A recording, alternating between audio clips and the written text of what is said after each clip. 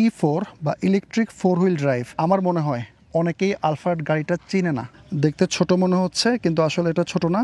যে সিটগুলো আছে এগুলো সাইডে ফোল্ড করে রাখা যায়। এটার এআইটি হচ্ছে 30,000 টাকা। এইটার পিছনের সিট স্কোয়ার বা নোয়া বা ভক্সের মাঝখানের ক্যাপ্টেন সিটের মতো কমফোর্টেবল। এটা হচ্ছে আপনার পিছনের সিটের ভেন্টিলেশনের জন্য। আমি যদি আর একটু মোটা হইতাম তাহলে হয়তো বা আর একটু আরাম লাগতো। এখন আমার দুই পাশে অনেক ফাঁকা, আমার শরীরটা আল্লাহ সাইডে বাড়াচ্ছে না, শুধু ভুঁড়িটা বাড়তেছে মিষ্টির কারণে। ওই পাশেও সেম আরেকটা আছে, ওই পাশ থেকেও খুলতে পারবেন। খেয়াল করছেন দুই পাশ থেকে খোলা যাচ্ছে। যত বড় গাড়ি এবং যত স্পিড তুলবেন তত মোমেন্টামটা বা ভরবেগটা বেশি হবে। তো ওইটাকে থামাইতে হইলে আপনার ব্রেকিংটাও ভালো হইতে হবে। খেয়াল করেন পুরো গাড়িটা কিন্তু দুলতেছে। রাতে বের হওয়া পছন্দ করি না, কিন্তু আমি আবার অতিরিক্ত লাইটেও থাকতে পারি না।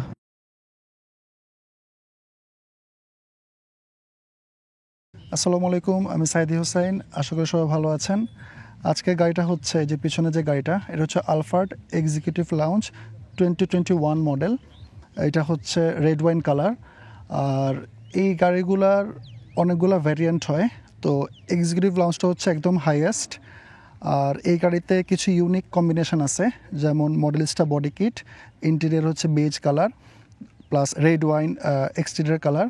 এই কম্বিনেশনটা একটু কম পাওয়া যায়। তো এই গাড়িগুলোর প্রাইস রেঞ্জ যদি 2020 মডেল হয় তাহলে 1,05,00,000 থেকে 10 লাখ। আর যদি 2021 মডেল হয় তাহলে 1,10,00,000 থেকে 15 লাখ। এখন এটা ভ্যারি করে, কারণ এই গাড়িগুলার অকশন পয়েন্ট বা মাইলেজ, তারপরে ইন্টেরিয়র কালার, প্যাকেজ, অনেক কিছুর উপর ডিপেন্ড করে। বডি কিট থাকলে দাম বেশি হয়, বডি কিট না থাকলে দাম কম হয়। এই গাড়িটা হচ্ছে হাইব্রিড, আর এটা হচ্ছে E4 বা electric 4 wheel drive. Conventional differential system নাই, সামনে একটা মোটর পিছনে একটা মোটর। আজকে এই গাড়িটার exterior styling, interior fit and finish, passenger ride comfort আর ড্রাইভিং ইমপ্রেশন আপনাদের সামনে তুলে ধরার চেষ্টা করব। তো চলুন দেরি না করে শুরু করি।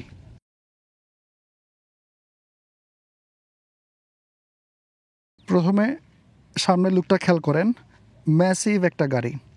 এবং সামনের এই যে গ্রিলের পোর্শনটা, এটা অনেকটা ট্রান্সফরমারের অপটিমাস প্রাইমের মতো লাগে আর কি আমার কাছে। খুবই সুন্দর। তো উপর থেকে শুরু করি। খেয়াল করেন উইন্ডোতে একটা গ্রিনিশ টিন্ট আছে, এটা হচ্ছে ইউভি প্রোটেকশন। আর উপরে এখানে একটা রেডারের মতো আছে, এটার মাধ্যমে ও টয়োটা সেফটি সেন্সের ফাংশনগুলো কন্ট্রোল করে। আর একটা ড্যাশ ক্যাম আছে। এই গাড়িগুলো কিন্তু টিএনজিএ প্ল্যাটফর্মে বানানো। তো হুডটা খেয়াল করেন, হুডটা কিন্তু বেশি লম্বা না, কিন্তু খেয়াল করেন এই ড্যাশবোর্ডটা অনেক বড়, মানে এই পোর্শনটুকু। ড্রাইভার সিট থেকে আমি আসার সময় খেয়াল করতেছিলাম যে হুডটা ছোট হইলেও অনেক দূরে মনে হচ্ছে। এখন আমি চালাই নাই, আমি বসেছিলাম পাশে। তো চালানোর সময় দেখতে হবে যে গাড়ির মাপ বুঝতে কোনো অসুবিধা হয় কি না। হেডলাইটটা প্রজেকশন এলইডি হেডলাইট, এই দুইটা হেডলাইট আর একটা হাই বিম। আর এখানে একটা ক্রোমের ফিনিশ আছে, হেডলাইটের মধ্যে দিয়ে যাচ্ছে, বেশ ভালো লাগে দেখতে। আর এখানে ছোট্ট একটা লাইট আছে, খেয়াল করেন। এটা হচ্ছে গাড়ি যখন স্টিয়ারিং আপনি বাম দিকে করবেন তখন এই বাম পাশেরটা জ্বলবে, আবার যখন ডান দিকে করবেন ডান পাশেরটা জ্বলবে। আর নিচের এই পোর্শনটুকু হচ্ছে ইন্ডিকেটর লাইট। মডেলিস্টা বডি কিটের কারণে এই যে এই নিচের এই পোর্শনটা এক্সট্রা আসবে। আর এটা হচ্ছে ডিআরএল। আর এখানে হচ্ছে ফগ লাইটটাও এলইডি। তো এই গাড়িতে অটো পার্কিং ফিচারটা আছে, মানে কোনো একটা নির্দিষ্ট জায়গায় ও নিজে নিজে পার্ক করতে পারবে। এই ফিচারটা টয়োটা প্রিয়াসেও আছে, প্রিয়াস এস সেফটি প্লাস অথবা এ ট্যুরিং সিলেকশন। তো আমার একটা ভিডিও অলরেডি আছে অটো পার্কিং কীভাবে কাজ করে, চাইলে ওটা দেখে নিতে পারেন। অটো পার্কিং সুবিধাটার জন্য সেন্সরগুলো একটু বেশি থাকে, যেমন দেখাই ফ্রন্ট বাম্পারে একটা, দুইটা, তিনটা, আবার ওই পাশে তিনটা, টোটাল 6টা পার্কিং সেন্সর থাকে। আর গ্রিলটা তো আগেই বলছি, দেখতে খুবই সুন্দর, খুবই সুন্দর। আর উপরের এটা হচ্ছে আলফার্ডের এমব্লেম। আর নিচে ছোট্ট একটা ক্যামেরা আছে, এই যে এটা হচ্ছে ফ্রন্ট ক্যামেরা। এই গাড়িতে 360 ডিগ্রি ক্যামেরা আছে। তো সামনের ক্যামেরাটা হচ্ছে বাম্পারের এই জায়গায়। আর খেয়াল করেন এখানে একটা টো হুক আছে এই পাশে, আর এই পাশেও একটা টো হুক আছে। তো এত বড় গাড়ি টো করতে হইলে দুইটা কন্ট্যাক্ট পয়েন্ট থাকলে সুবিধা। সাইড থেকে গাড়িটা খেয়াল করেন, বিশাল বড় এবং গাড়ির হাইটও কিন্তু অনেক বেশি এবং কালারটা এই যে সূর্যালোটা এই পাশ থেকে পড়তেছে, খুবই সুন্দর লাগতেছে। তো প্রথমে রিমটা দেখাই। রিমটা হচ্ছে 17 ইঞ্চি এবং এটার টায়ার সাইজটা হচ্ছে 225, 60, 17। সামনে ডিস্ক ব্রেক আছে, পিছনেও ডিস্ক ব্রেক আছে, 4 ডিস্ক ব্রেক এই গাড়িটাতে। এবং সাইড থেকে খেয়াল করেন মডেলসটা বডি কিটটা এই পুরোটা জুড়ে চলে গেছে এবং ক্রোমের দুটো ফিনিশ আছে, প্লাস ক্রোমের হ্যান্ডেল এবং এখানে ক্রোমের আরেকটা ইনসারশন আছে এবং উপরেও আরেকটা ইনসারশন আছে একদম পিছন পর্যন্ত। আর প্রাইভেসি উইন্ডো পিছনের দুইটা, আর সামনে একটা গ্রিন স্টিন্ট ইউভি প্রোটেকশনের জন্য। এই গাড়িতে ব্লাইন্ড স্পট মনিটরিং আছে। পাশের ক্যামেরাটা হচ্ছে এখানে। তো সামনে একটা ক্যামেরা, দুইটা মিররে দুইটা, আর পিছনে একটা ক্যামেরা, টোটাল এই 4টা ক্যামেরা দিয়ে ও 360 ডিগ্রি ভিউটা মনিটরে আউটপুট দেয়। এটা হচ্ছে ফিউল ট্যাঙ্কের ক্যাপ। এটার ফিউল ট্যাঙ্কের ক্যাপাসিটি হচ্ছে 60 লিটার এবং গাড়ির গ্রাউন্ড ক্লিয়ারেন্স বডি কিটের জন্য মনে হচ্ছে একটু কম, কিন্তু এটা যথেষ্ট। আর এই টাইপের যে গাড়িগুলা মানে এমপিভি বা আমরা বলি মাইক্রোবাস, নোয়া, স্কোয়ার, ভক্সি, এই গাড়িগুলো সবগুলোই একটু লো। ওগুলোর তুলনায় আলফার্ডের হাইট কিন্তু যথেষ্ট ভালো। আর একটা জিনিস বলি, সেটা হচ্ছে আমাদের দেশে মানে আমার মনে হয় অনেকেই আলফার্ড গাড়িটা চিনে না। মানে সবাই মাইক্রো বলতে নোয়া, স্কোয়ার, ভক্সি এগুলো চেনে, হায়েস্ট চিনে, কিন্তু আমার কাছে মনে হয় আলফাটা চেনে না। কিন্তু এটা অনেক লাক্সারিয়াস এবং যারা গার্মেন্টসের মালিকরা বা বিভিন্ন বাইং হাউস যখন ওদের বাইরে থেকে বায়াররা আসে, তখন তারা যদি তাদের কাছে যদি আলফার্ড অ্যাভেলেবেল থাকে, তারা কিন্তু আলফার্ড দিয়েই বায়ারদেরকে ঘুরায়। পিছন থেকে গাড়িটা দেখেন, এত ওয়াইড আর এত বক্সি, মানে বিশাল বড় একটা গাড়ি। আমি জানি না ভিডিওতে কতটুকু বোঝা যাচ্ছে, কিন্তু গাড়িটা ম্যাসিভ। উপরে একটা স্পয়লার আছে এবং একটা ব্রেক লাইট এই যে এখানে, আর একদম উপরে একটা অ্যান্টেনা আছে, শার্কফিন অ্যান্টেনা, যেটার মাধ্যমে ও জিপিএস, সেলুলার কানেক্টিভিটি ইত্যাদি কন্ট্রোল করে। তো গাড়িটার এই পাশে খেয়াল করেন, এখানে আলফার্ড এক্সিকিউটিভ লাউঞ্জের ব্যাচটা, আর এই টেল লাইটটা এটা ফুল এলইডি এবং খুবই সুন্দর। মাঝখানে টয়োটার এমব্লেমটা, যেহেতু এটা হাইব্রিড তাই ব্লু, আর এই ক্রোমের যে বিশাল বড় একটা পার্ট, এটাও বেশ প্রিমিয়াম লাগতেছে। পিছনে প্রাইভেসি উইন্ডো, আর এই যে নিচে এখানে হচ্ছে হাইব্রিড সিনার্জি ড্রাইভের এমব্লেমটা আর E4 লেখা, যেটা হচ্ছে ইলেকট্রিক 4 হুইল ড্রাইভ। আর সামনের মতো পিছনেও আপনার 6টা পার্কিং সেন্সার আছে। এই যে 1, 2, 3, আর ওই পাশে আরও 3টা। আর নিচে হচ্ছে এই মডেলিস্টা বডি কিটের এই পোর্শনটা। তো ওভারঅল গাড়িটা দেখতে খুব সুন্দর লাগতেছে এবং কালারটা খুব সুন্দর। এটা হচ্ছে ট্রাঙ্ক স্পেসটা, দেখতে ছোট মনে হচ্ছে কিন্তু আসলে এটা ছোট না। যে সিটগুলো আছে এগুলো সাইডে ফোল্ড করে রাখা যায়, এই যে এটা দিয়ে ল্যাচ দিয়ে, আবার এখান থেকে এই ল্যাচটা দিয়ে সিট সামনে পিছে আনতে পারবেন। আর এখানে যে রুম লাইট আছে বা ট্রাঙ্ক লাইট বলতে পারেন, আর একটা 100 ভোল্টের 1500 ওয়াটের পাওয়ার আউটলেট আছে। তো সিটগুলা দেখতে ভালোই লাগতেছে এবং বেজ কালারের জন্য কিন্তু এই ইন্টেরিয়রটা খুবই সুন্দর।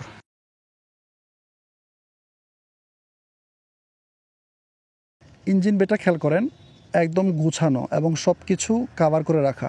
টয়োটা নর্মালি হাইব্রিড যে গাড়িগুলো ওগুলোতে দেখা গেছে যে এই কম্পার্টমেন্টগুলো বেশিরভাগটা ওপেনই থাকে, কিন্তু এটা খুবই সুন্দর করে সিল্ড। এটার ইঞ্জিনটা হচ্ছে 2.5 লিটার 4 সিলিন্ডার ইঞ্জিন এবং এটা হাইব্রিড। আর এটার গিয়ার বক্সটা হচ্ছে ECVT। তো এটা যেহেতু E4 বা 4 হুইল ড্রাইভ এবং সেটার কন্ট্রোল হয় সামনে এবং পিছনে দুটো মোটরের মাধ্যমে। আর এই গাড়িটা 8000 সিসি, কিন্তু এটার একটা মজার জিনিস হচ্ছে এটার AIT হচ্ছে 30,000 টাকা। মনে রাখবেন, মাইক্রোর ক্ষেত্রে বা এমপিভির ক্ষেত্রে সিসি যতই হোক, যেই কোনো লাক্সারি গাড়ি হোক বা বেসিক গাড়ি হোক, আপনার AIT 30,000 টাকা। আর এই গাড়িগুলো কিন্তু যখন রেজিস্ট্রেশন হয় তখন কিন্তু বিআরটিএতে সিটের সংখ্যা লেখা থাকে 9। তো এটা কেন লেখা থাকে এটা আমি জানি না, যদি আপনারা কেউ জানেন কমেন্টে জানাতে পারেন।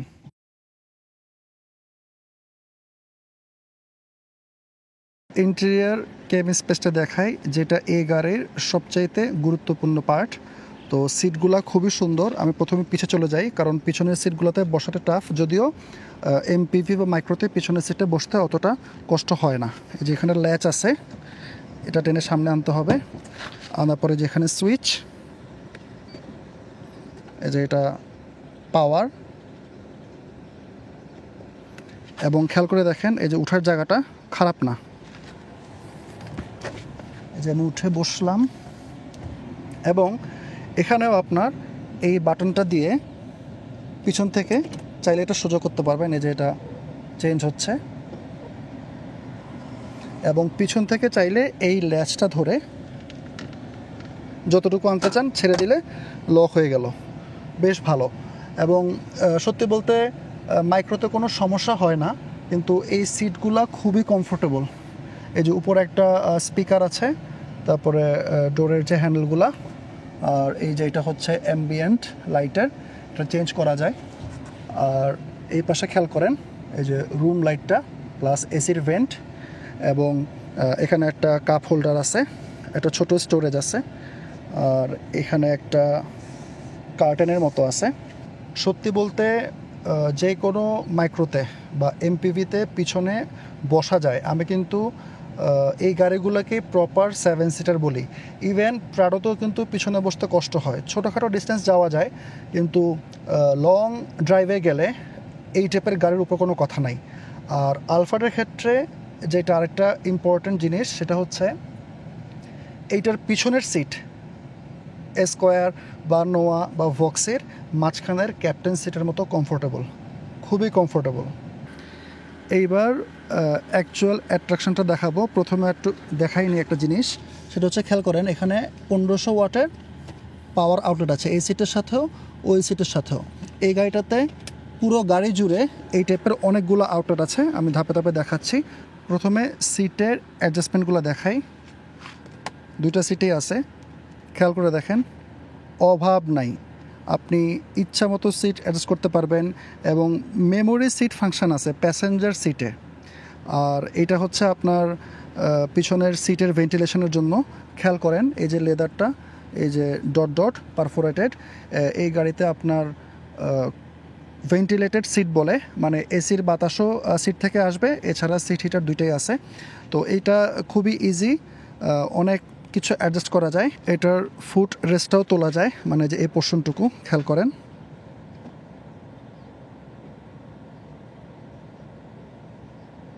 সোজা হিসাব আলটিমেট লাক্সারি। আর এটাকে আমি এখন ক্লোজ করে দিই। এখানে একটা ডিফল্ট বাটন আছে, এটা চাপ দিলে ও একটা নর্মাল সিটিং পজিশনে নিজে নিজে সেট হয়ে গেছে। মানে ধরেন আপনি অনেকভাবে অ্যাডজাস্ট করলেন, এরপরে একটা ডিফল্ট পজিশনে আসতে চাচ্ছেন, তখন জাস্ট ওই বাটনটা একবার চাপ দিলে হয়ে যাচ্ছে। আর এই পাশে একটা পোর্শন আছে যেখানে একটা ট্রে আছে, খেয়াল করেন, খুবই জোস। এখানে একটা কাপ হোল্ডার আছে,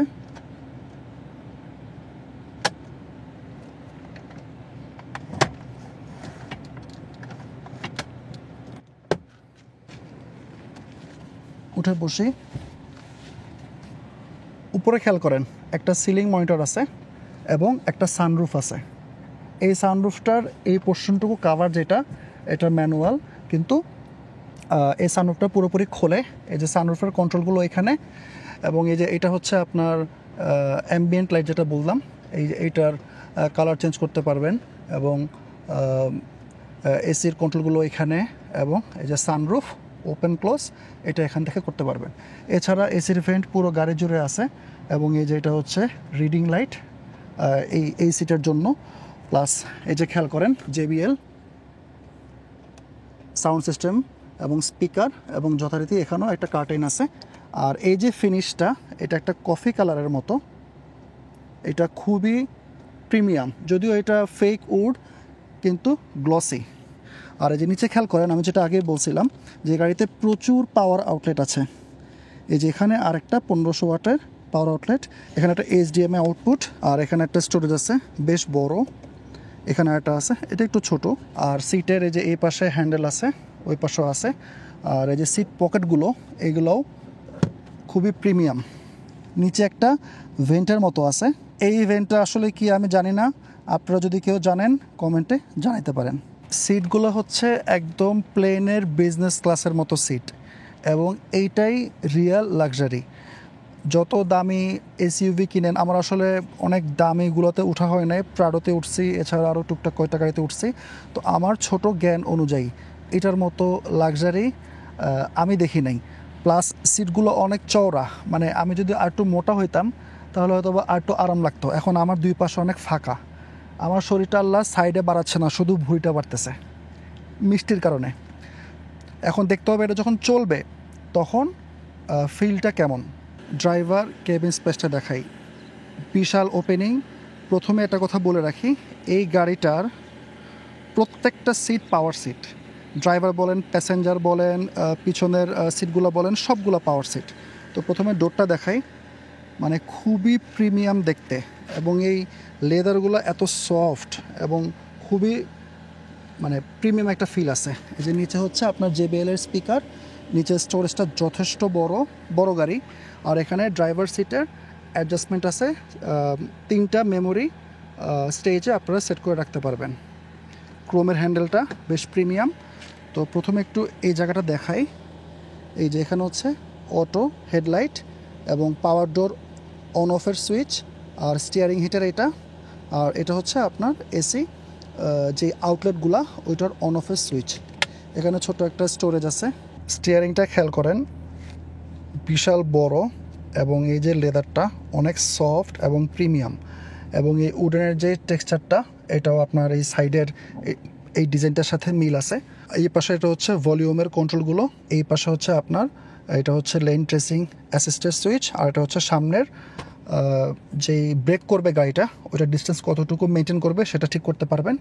এছাড়া এখানে অন্যান্য এই ডিসপ্লেটা কন্ট্রোল করতে পারবেন, এবং এটা হচ্ছে আপনার কাটাও আছে, আবার ডিজিটাল, দুটো মিলে বেশ ভালো, এবং যথেষ্ট ইনফরমেশান দেখা যায়।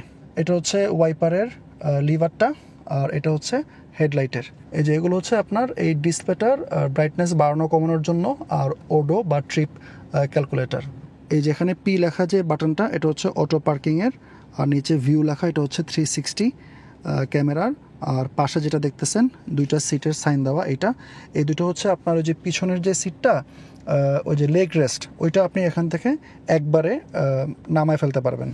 বাইরে থেকে যেটা বলতেছিলাম, খেয়াল করেন এই যে ড্যাশবোর্ডের এইখান থেকে ওই গ্লাস পর্যন্ত অনেক অনেক লম্বা, এবং পুরোটাই সফট টাচ লেদার, বেশ প্রিমিয়াম একটা বিল্ড হইতেই হবে, কারণ গাড়িটা অনেক প্রিমিয়াম এবং দামি একটা গাড়ি।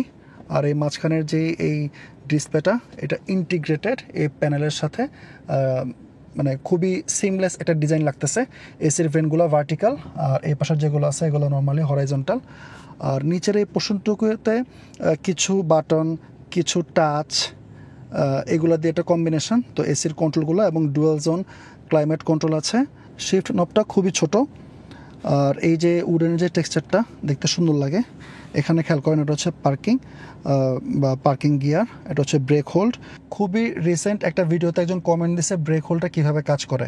তো আমি বলছি যে আমি আগে বলছি, তো আমি পরে চিন্তা করলাম যে আসলে প্রত্যেক ভিডিওতেই একটু করে বলা দরকার, কারণ সবাই তো আর সবগুলো ভিডিও দেখে না।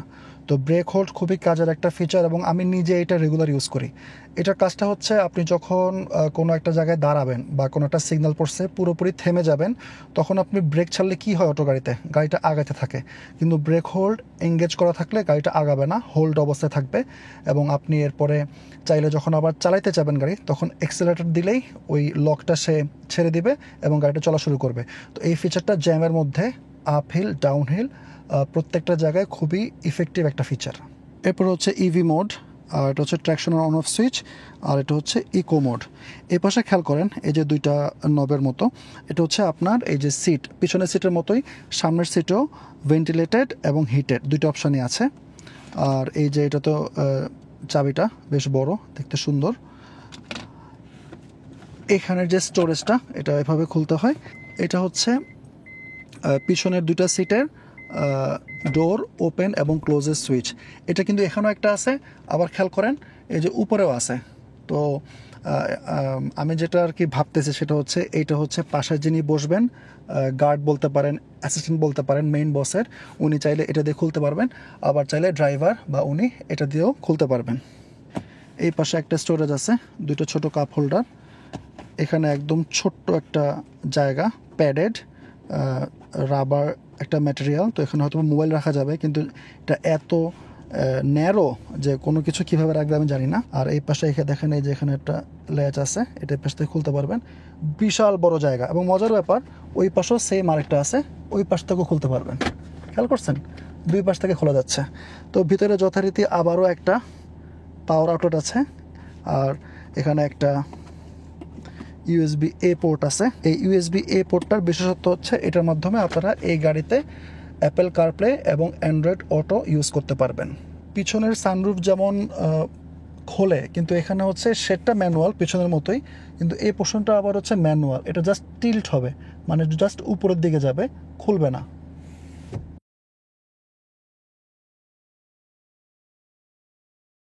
ড্রাইভিং ইমপ্রেশন, এই গাড়িটার আসলে ড্রাইভিংটা ততটা ম্যাটার করে না, কারণ যারা কিনবেন ওনারা হচ্ছে পিছনের এক্সপিরিয়েন্সটাই বেশি জানতে চাইবেন, তো ওইটা এই জন্য আজকে একটু পরে দেখাচ্ছি।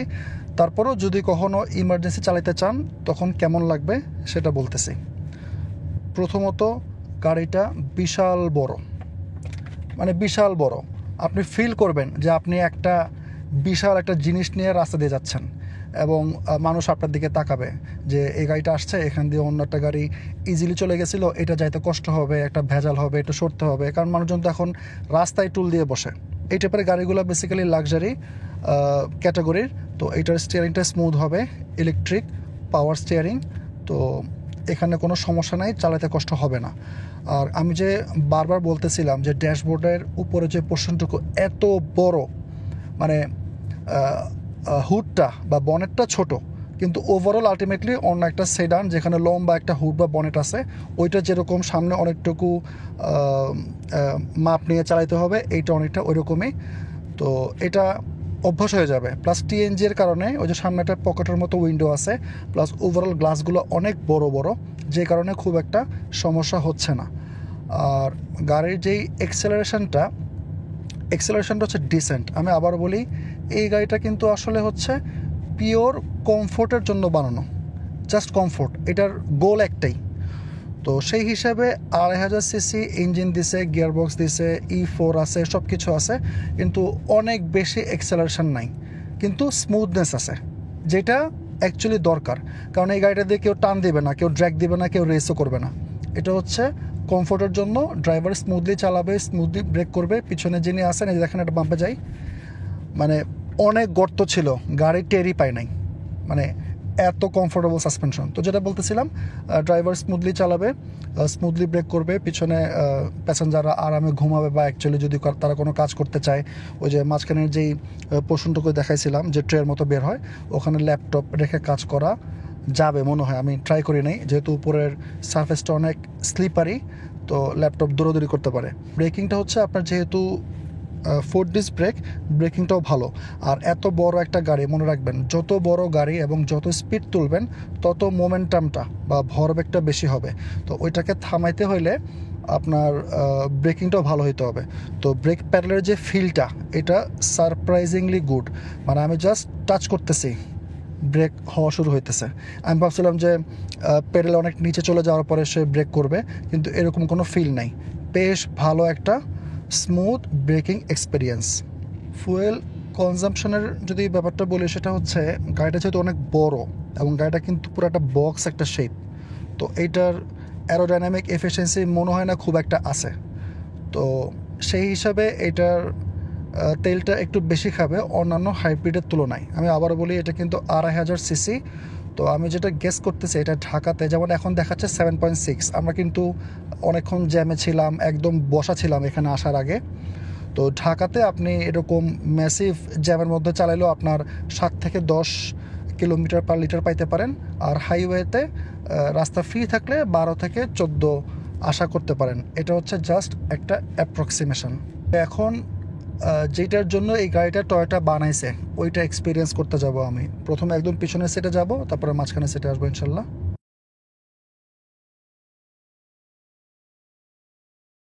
খেয়াল করেন পুরো গাড়িটা কিন্তু দুলতেছে, কিন্তু এই যে ক্যামেরাও বাড়ি খাচ্ছে, ক্যামেরাটা আমার হাতে, কিন্তু ভিতরে কোনো ফিল নাই। আমার কিন্তু সিরিয়াস লেভেলের ব্যাক পেন, তো 19 থেকে 20 হবে, আমি কিন্তু এটা বুঝতে পারি। খেয়াল করেন ক্যামেরাটা এত নড়তেছে, মানে এত জোরে গাড়িটা দুলতেছে, কারণ বামটা অনেক বড়, কিন্তু বেশ কমফোর্টেবল। মানে ভিতর থেকে আপনি বুঝবেন না, হ্যাঁ বুঝবেন যে গাড়ি অনেক দুলতেছে। আর গাড়িটা যখন এই যে চলতে থাকে তখনও কিন্তু বেশ ভালো একটা ফিলিং। পিছনের যে এসির ফ্যানগুলো এগুলো খুব ভালো কাজ করতেছে। আজকে বাইরে মোটামুটি গরম আছে, কিন্তু গাড়ির ভিতরে কিন্তু খুবই আরামদায়ক। এখন হচ্ছে এই গাড়িটার মেইন অ্যাট্রাকশন, মানে মাঝখানের যে সিটটা, আগেই বলছি প্লেনের বিজনেস ক্লাসের মতো সিট, খুবই কমফোর্টেবল, ভেন্টিলেটেড এবং অনেক চওড়া। মানে গাড়িটা যেরকম বাইরে থেকে অনেক বড়, এই বড় শেপটাকে ওরা খুব ভালো মতো ইউটিলাইজ করছে গাড়ির ভিতরটাতে। যেমন আমার পায়ের সামনে এত জায়গা যে এখানে আরেকটা সিট বসানো যাবে, এত জায়গা।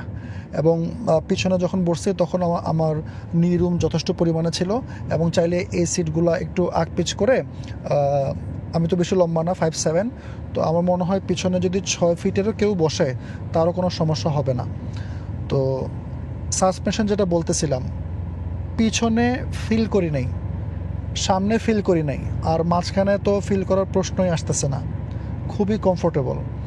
এবং আপনি যদি বাংলাদেশে, মানে এই গাড়িটা যে প্রাইস রেঞ্জ, মানে 1,05,00,000 থেকে 1,15,00,000, এই প্রাইস রেঞ্জের অন্যান্য যে গাড়িগুলো আছে, আপনি এসইউভি বলেন বা অন্যান্য যে ক্যাটাগরির গাড়িগুলো আছে, ওগুলোর মধ্যে এই রকম কমফোর্ট পাবেন না। মানে আমি এক্সপিরিয়েন্স করি নাই, আমি অনেক বেশি গাড়ি চালাইও নাই, উঠেও নাই, কিন্তু যেই কটাই উঠছে সেই অনুযায়ী বলতেছি যে এইটার মতো কমফোর্টেবল গাড়ি আমি কখনো চড়ি নাই। আর এই যে উপরের যেই সানরুফটা খোলা, ইনার শেডটা, ওইটার কারণে যে আমার এই কপালে ডিরেক্ট যে সূর্যের আলোটা আসতেছে, বাইরে কিন্তু অনেক আলো, কিন্তু খেয়াল করেন ভিতরে কিন্তু একটা খুবই মানে কোয়াজি একটা এনভায়রনমেন্ট। কারণ এই যে উইন্ডোগুলা খুবই ভালো টিন্টেড, এবং একটা গ্রিনিশ যে হিউটা, এটা হচ্ছে আপনার ইউভি প্রোটেকশনের জন্য। তো আমি এত কিছু বলে যেটা বোঝাতে চাচ্ছি সেটা হচ্ছে, বাইরে অনেক আলো কিন্তু গাড়ির ভিতরে খুবই আরামদায়ক। মানে একটা ডিম একটা লাইট এবং খুবই সাটেল একটা লাইট গাড়ির মধ্যে আছে, যেটার কারণে ধরেন হঠাৎ করে চোখে লাগবে না কোনো কিছু। তো আমি কিন্তু রাতে বের হওয়া পছন্দ করি না, কিন্তু আমি আবার অতিরিক্ত লাইটেও থাকতে পারি না। আমি একটু এই টাইপের ইন্টেরিয়র পছন্দ করি। আমার গাড়িতেও পুরো গাড়ি ব্ল্যাক পেপার করা, আর এটা তো ফ্যাক্টরি থেকে এভাবেই আসছে। আর একটা জিনিস বলি, সেটা হচ্ছে আমাদের দেশের মানুষের যে চিন্তাধারা, সেই অনুযায়ী এই আলফার্ড গাড়িটা, আর এটা তো একটা মাইক্রোবাস, এটা দুটো মানুষ কী বলবে, এই যে একটা চিন্তাধারা, ওইটার কারণে কিন্তু এই গাড়িগুলো অনেক মানুষ কিনে না। কিন্তু বাইরের দেশে কিন্তু এগুলো খুবই জনপ্রিয় গাড়ি। এবং প্রাডোর দাম তো এখন আরও অনেক বেশি, কিন্তু প্রাডো আর যদি এটা সেম দামও হয়, দেখা গেছে বেশিরভাগ মানুষ প্রাডো কিনবে। হ্যাঁ, প্রাডোর আলাদা ইউজ কেস আছে, কিন্তু আপনি যদি কমফোর্টের জন্য গাড়ি কিনতে চান, এইটার উপরে কোনো গাড়ি নেই। এই গাড়িটা তো আরেকটা সুবিধা আছে, সেটা হচ্ছে যারা বয়স্ক তারা কিন্তু এই গাড়িতে খুব ইজিলি উঠতে পারবেন, যে কোনো মাইক্রোতে উঠতে পারবেন। তো এটাতে আর কি আমি বলতেছি, কারণ হচ্ছে ভিতরের এই যে দরজাগুলো যখন খোলে, এটা এত বড় যে আপনি খুব আরামসে গাড়িতে উঠতে পারবেন। গাড়িতে উঠা এবং নামা জন্য এই গাড়িটা বেস্ট। আর আমার যেমন কোমর ব্যথা আছে বা ব্যাক পেন আছে, আর যারা অনেক বয়স্ক, তারা এই গাড়িগুলো যদি উঠেন, তাদের জার্নিটা লেস স্ট্রেসফুল হবে এবং কমফোর্টেবল হবে।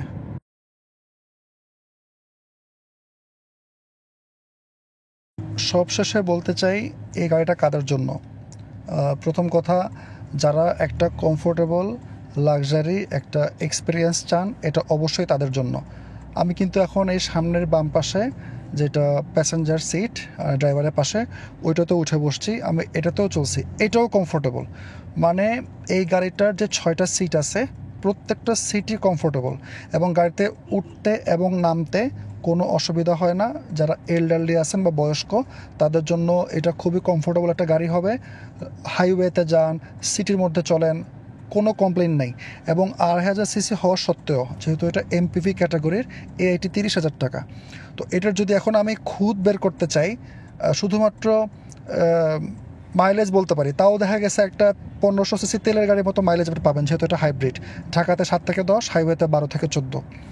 তো কারো যদি বাজেট থাকে 1,05,00,000 থেকে 1,15,00,000, এই প্রাইস রেঞ্জে এর থেকে ভালো গাড়ি এখন পর্যন্ত আমি এক্সপেরিয়েন্স করি নাই। আজ এ পর্যন্তই। সবাই ভালো থাকবেন, আমার জন্য দোয়া করবেন। আল্লাহ হাফেজ।